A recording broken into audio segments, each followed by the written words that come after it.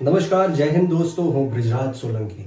મિત્રો, તાજેતરમાં સમાચાર આવી રહ્યા છે કે જસદણ વિછ્યાની અંદર એક 6 વર્ષની માસૂમ ફૂલ જેવી દીકરી ઉપર એક નરાધમે દુષ્કર્મ આચર્યું અને એવી વસ્તુઓ કરી કે કદાચ મને બોલતા પણ શરમ આવે, મારા રૂવાટા બેઠા થઈ જાય. જસદણ વિછ્યાની અંદર અવારનવાર આવા દુષ્કર્મોના બનાવો બનતા હોય છે, હત્યાના બનાવ બનતા હોય છે, લૂંટના બનાવ બનતા હોય છે. તાજેતરમાં 4-5 દિવસ પહેલા જસદણ વિછ્યાની અંદર અંદાજિત 2 કરોડ કરતા પણ વધારે રૂપિયાનો ઇંગ્લિશ દારૂ ઝડપાયો. 1100 પેટી ઇંગ્લિશ દારૂની ઝડપાઈ. અવારનવાર હત્યાના બનાવો થાય છે, રેપના બનાવો બને છે. હું જસદણ વિછ્યાના લોકોને પૂછવા માંગુ છું કે કેવા આપણે આ કુશાસનમાં જીવી રહ્યા છીએ. આ નરાધમો, આ આરોપીઓ, આ બુટલેગરો ખુલ્લેઆમ બેફામ એટલા માટે ફરી રહ્યા છે, ગુનાઓ કરી રહ્યા છે કારણ કે અમને ખબર છે કે આ પોલીસ જે ભ્રષ્ટાચારી ભારતીય જનતા પાર્ટીના ઈશારે ચાલી રહી છે એ એમનું કાંઈ જ બગાડી નથી શકવાની. એટલા માટે આવા બનાવો અવારનવાર જસદણ વિછ્યાની અંદર બને છે. જસદણ વિછ્યાને એવું લાગે છે કે યુપી બિહાર બનાવી દેવામાં આવ્યું છે. ગુંડા રાજ આ જસદણ વિછ્યાની અંદર ચાલે છે. હમણાં જ જસદણની બાજુમાં બોટાદની હું વાત કરું તો 14 વર્ષની દીકરીએ એક બાળકને જન્મ આપ્યો અને ત્યારે ખબર પડી કે એક 70 વર્ષના નરાધમે એની ઉપર દુષ્કર્મ આચર્યું હતું.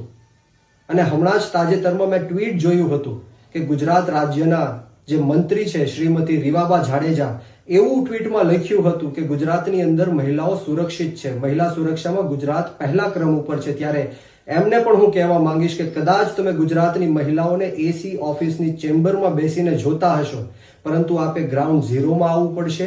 આ બંને દીકરીઓને તમે મુલાકાત લ્યો. આ જે નરાધમો છે, બંને નરાધમો, એને તાત્કાલિક કડકમાં કડક સજા અપાવડાવો. આ બંને પરિવારોને યોગ્ય આર્થિક સહાય અપાવડાવો અને આ બંને દીકરીઓ જ્યારે 18 વર્ષની થાય ત્યારે અમને સરકારી નોકરી પણ અપાવડાવો. ત્યારે હું માનીશ કે તમે એક મહિલા પ્રતિનિધિ તરીકે મંત્રીમંડળમાં બેઠા છો. અને ગુજરાતની સરકારને કહેવા માંગીશ કે આવા બનાવો અવારનવાર જસદણ વિછ્યાની અંદર અને સમગ્ર ગુજરાતની અંદર બને છે. ત્યારે તાત્કાલિક ધોરણે આવા નરાધમોને કડકમાં કડક પગલા સાથે જેલની અંદર બંધ કરવામાં આવે, ફાંસીની સજા દેવામાં આવે અને આવા બનાવો બીજી વાર ન બને. ત્યારે હું આપ સૌને વિનંતી કરું છું કે તાત્કાલિક ધોરણાની યોગ્ય તપાસ થવી જોઈએ, એસઆઈટીની રચના થવી જોઈએ અને કડકમાં કડક આ નરાધમોને સજા પણ મળવી જોઈએ. અને જસદણ વિછ્યાના લોકોને હું કહેવા માંગીશ કે આપણે આપણી હાથમાં જગાડવાનો સમય આવી ગયો છે.